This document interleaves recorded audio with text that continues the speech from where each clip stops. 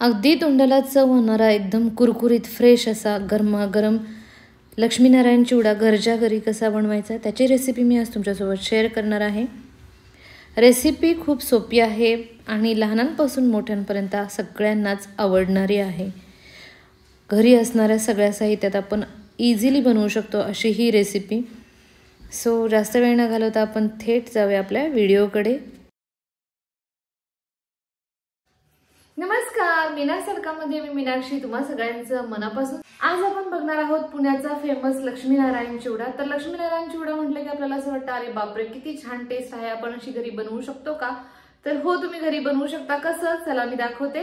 त्याआधी जर व्हिडिओ आवडला तर नक्की लाईक करा, चॅनलवरती नवीन असेल तर चॅनलला सबस्क्राईब करायला सुद्धा अजिबात विसरू नका। सबस्क्राईब केल्यानंतर समोरचं बेल आयकॉन सुद्धा प्रेस करा, जेणेकरून जेव्हाही मी नवीन रेसिपीज अपलोड करते तेव्हा पहिलं नोटिफिकेशन तुमच्या मोबाईलवरती येईल। त्याचबरोबर तुमच्या फॅमिली सोबत फ्रेंड सोबत हा व्हिडिओ नक्की शेअर करा आणि तुमच्या छान छान कमेंट बॉक्समध्ये नक्की ड्रॉप करा। चला तर मग आपण बघूया। तर इथे मी अर्धा किलो भाजके पोहे घेतलेले आहेत। तुम्ही बघू शकता पोहे अगदी कुरकुरीत आहेत, असे प्रेस करून बघायचे, जर व्यवस्थित क्रंची असा त्याचा आवाज आला तर पोहे आपण आहे तसे वापरू शकतो। अदरवाईज पोहे थोडेसे उन्हामध्ये ठेवून एक तासभर वाळवून घ्यायचे, म्हणजे ते छान क्रंची आणि क्रिस्पी लागतात। तर इथे हे असे पोहे आहेत, हे मी चाळून घेतलेले आहेत। अर्धा किलोच पोहे आहेत, तर त्यापासून जवळजवळ 1 किलो चिवडा बनवू शकतो। तुम्ही दिवाळीमध्ये सुद्धा हा अशा पद्धतीने चिवडा बनवू शकता। आता याच्यासाठी लागणारं साहित्य बघूया। 1 मोठी वाटी कढीपत्ता, 1 वाटी लसूण घेतलेला आहे, 1 वाटी शेंगदाणे घेतलेले आहेत, 1 वाटी सुक्या खोबऱ्याचे काप घेतलेले आहेत। काप तुम्ही बघू शकता, अगदी पातळ काप कापलेले आहेत मी। 1 वाटी बेदाणे घेतलेले आहेत, 1 वाटी फुटाण्याची डाळ किंवा डाळवा, आणि जे ड्रायफ्रूट तुम्हाला आवडतात काजू बदाम ते सुद्धा मी 1 वाटी घेतलेले आहेत।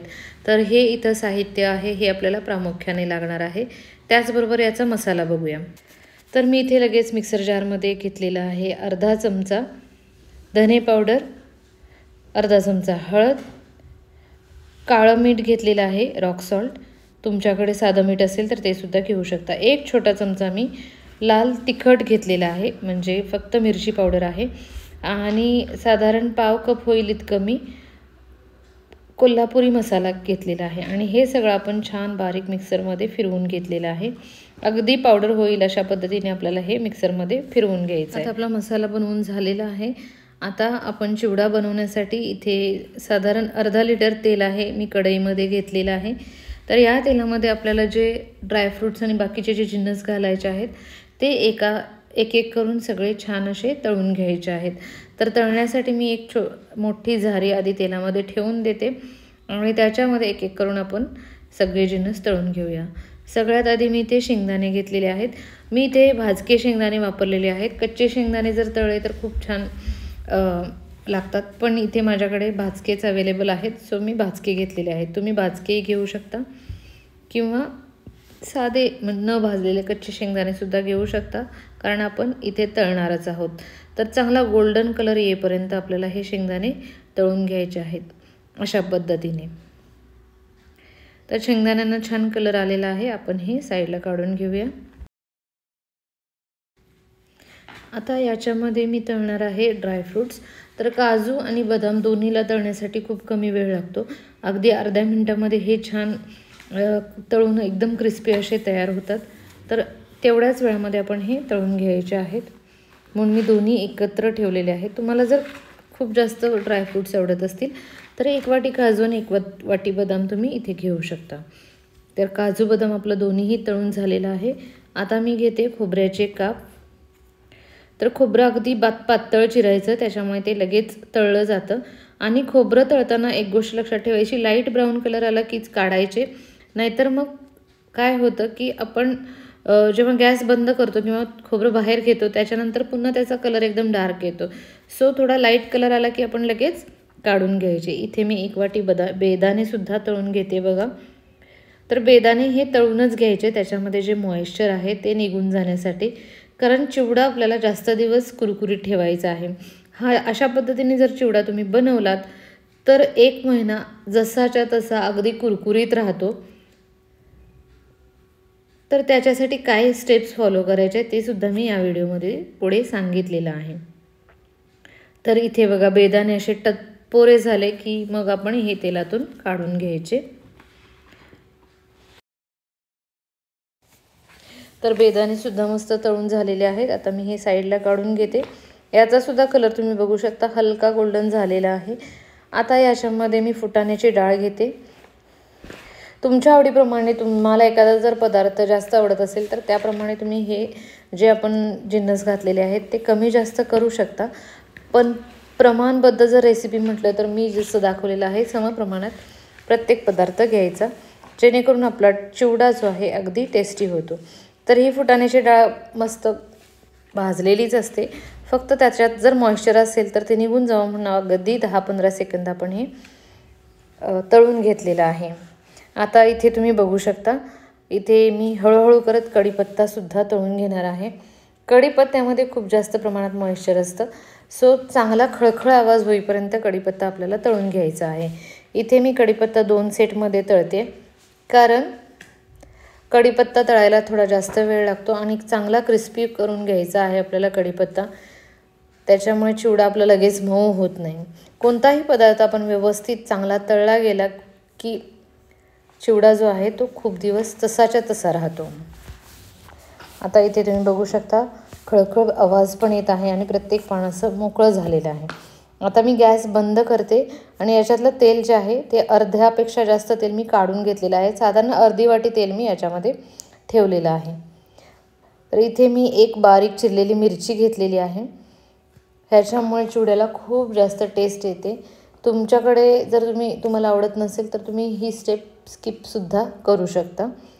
आणि जो लसूण आपण घेतला होता तो मी चांगला ठेचून घेतलेला आहे आणि हा लसूण पूर्ण ब्राऊन होईपर्यंत, गोल्डन ब्राऊन होईपर्यंत आपल्याला चांगला तळून घ्यायचा आहे.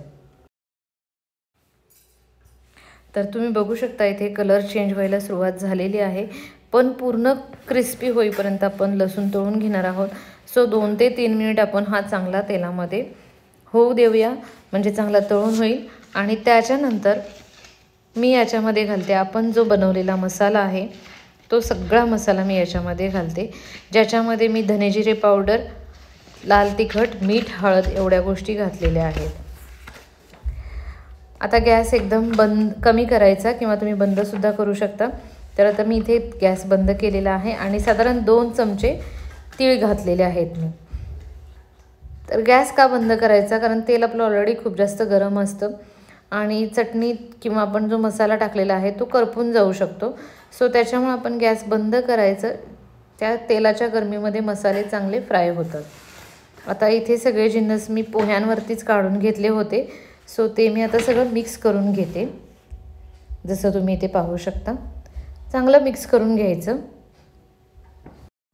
आणि मिक्स करून झाल्यानंतर गरमागरम रबडी, म्हणजे आपण जे तेलामध्ये मसाले घातले होते ते सगळे मसाले याच्यामध्ये काढून घ्यायचं आणि हळूहळू करत आपण हे सगळे मसाले आणि पोहे मस्त मिसळून घ्यायचे. अगदी 4 ते 5 मिनटं लागतात हे सगळे जिन्नस एकत्र किंवा एकजीव होण्यासाठी. सो कधीतरी तुम्ही चमचा वापरू शकता किंवा टॉस करत करत हे सगळे जे जिन्नस आहेत ते एकत्र करू शकता. तर इथे बघा मसाला सगळ्या पोह्यांना अगदी व्यवस्थित लागलेला आहे आणि एकदम चविष्ट असा आपला चटकदार चिवडा दिसत आहे. आता फायनल स्टेप, तर 2 ते 3 चमचे साखर, पिठी साखर घेतलेली आहे मी इथे. तर ही पिठी साखरसुद्धा वरून भुरभुरायची आणि चांगली मिक्स करून घ्यायची. याच्यामुळे जो पोह्यांचा तेलकटपणा आहे तो थोडासा कमी दिसतो, त्याचबरोबर चिवड्याला अफलातून टेस्ट येते. म्हणजे मार्केटचा चिवडासुद्धा तुम्ही विसराल, इतकी भारी टेस्ट या एका स्टेपमुळे येते किंवा या पिठी साखरेमुळे येते.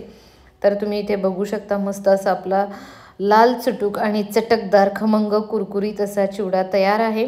हा चिवडा तुम्ही नेहमी बनवू शकता मुलांच्या छोट्या बुकेसाठी किंवा दिवाळीमध्ये तर फराळामध्ये आपण बनवतोच, पण एरवीसुद्धा तुम्ही छोट्या बुकेसाठी हा चिवडा बनवून ठेवू शकता. अगदी महिनाभर टिकतो किंवा प्रवासासाठी सुद्धा तुम्ही चिवडा बनवून नेऊ शकता. मुलं ट्रिपला जात असतात त्यावेळेलासुद्धा तुम्ही ही रेसिपी नक्की बनवू शकता. तर मंडळी, कशी वाटली तुम्हाला आजची लक्ष्मीनारायण चिवड्याची घरगुती रेसिपी मला कमेंट करून नक्की सांगा. तोपर्यंत बाय बाय.